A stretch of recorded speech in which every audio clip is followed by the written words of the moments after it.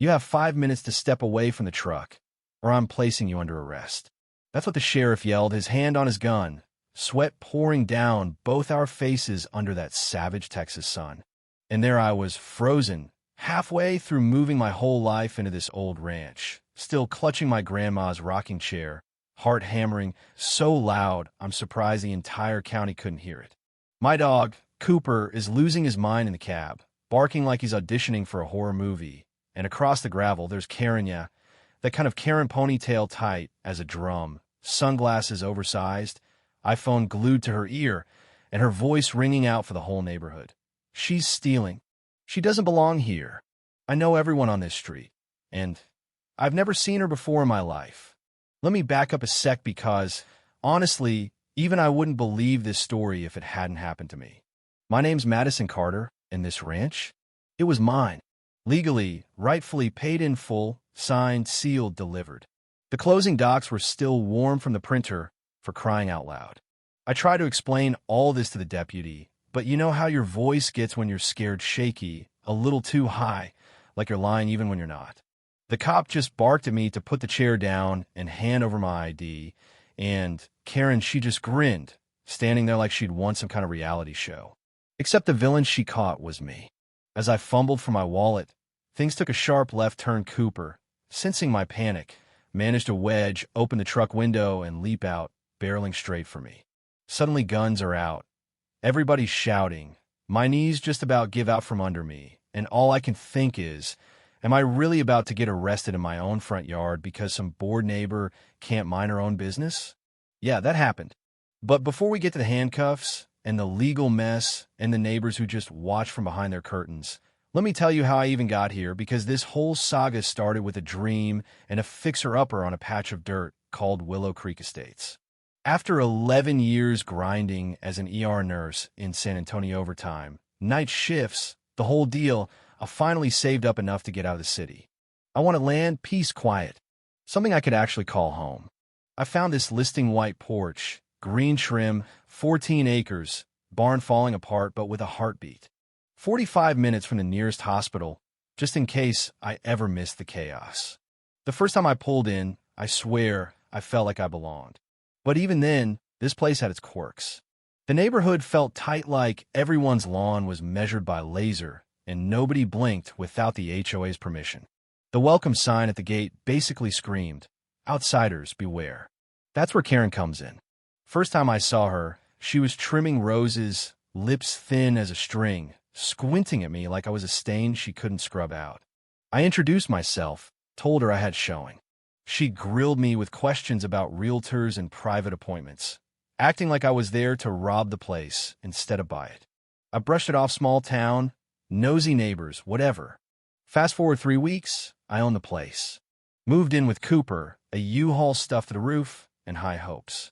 But from day one, Karen was there, arms crossed, phone in hand, no smile, no hello. The movers weren't even there yet, and she was already staring holes in my back. As I was unloading, she started making calls, talking loud enough for me to hear. She's got a big dog. She's breaking in. I've never seen her before. And before I knew it, the cops showed up. Guns drawn, adrenaline cranked, ready to throw me in the back of a cruiser for stealing my own stuff. Now, here's where it gets cinematic. Jeff, my realtor, screeches into the driveway. Ty Askew, face pale as printer paper, jumping out his car, waving documents. Karen rolls her eyes, calling the whole thing a squatter situation, like I was running a scam from Craigslist. But Jeff shuts her down, reminds her she's not even on the HOA board anymore. Long story, something about poison tomatoes and aesthetic compliance, which I'd laugh at if my life wasn't on the line. Still, the deputies aren't sure. They want proof.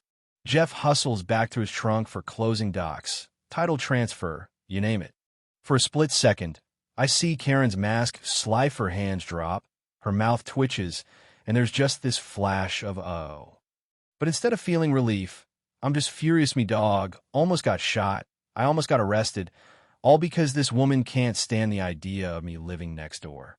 And then she says it, not even bothering to whisper, "I don't care what paperwork you have." She doesn't look like someone who belongs here.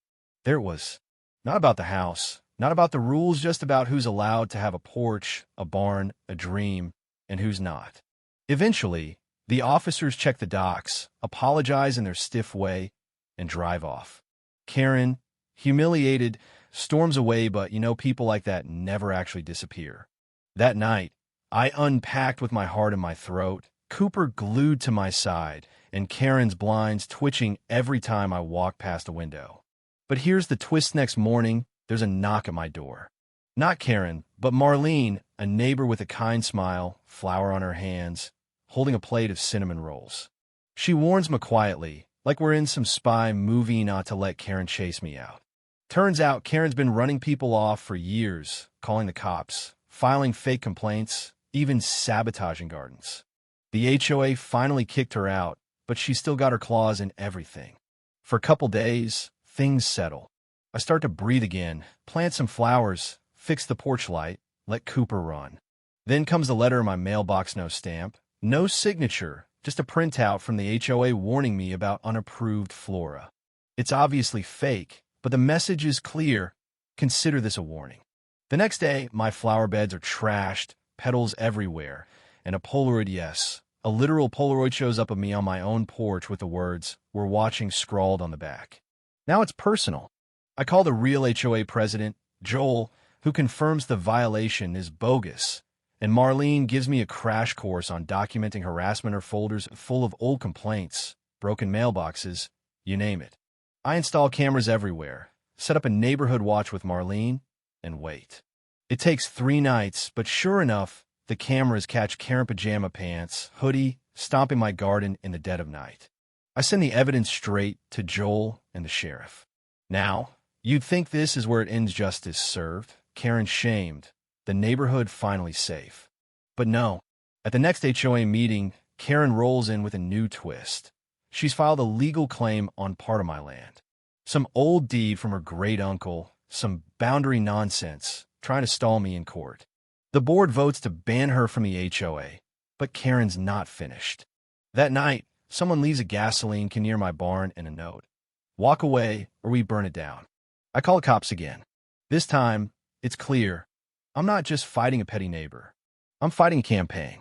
I hire a lawyer, Melissa, who's a legend in these parts for chewing up bad property claims and spitting out verdicts. She files counterclaims, gets a restraining order in the works. Meanwhile, Karen's son Ethan, who runs their property business, turns out to be the guy caught on camera with a gas can try to light up my barn. The cops finally have enough to pick him up, but Karen, undeterred, bails him out.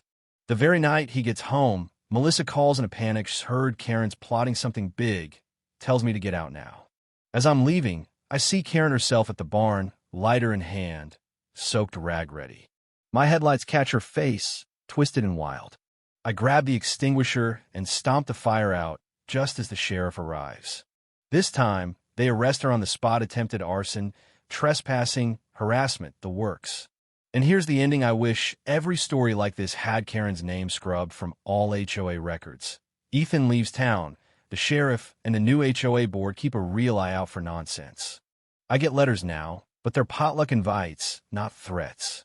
I join the garden club, plant even more wildflowers, and Marlene bakes me pie just because she can. You want a moral? Here it is. Sometimes evil doesn't wear a mask. Sometimes it's just a neighbor with a clipboard and too much time. You fight back with proof, with allies, with guts.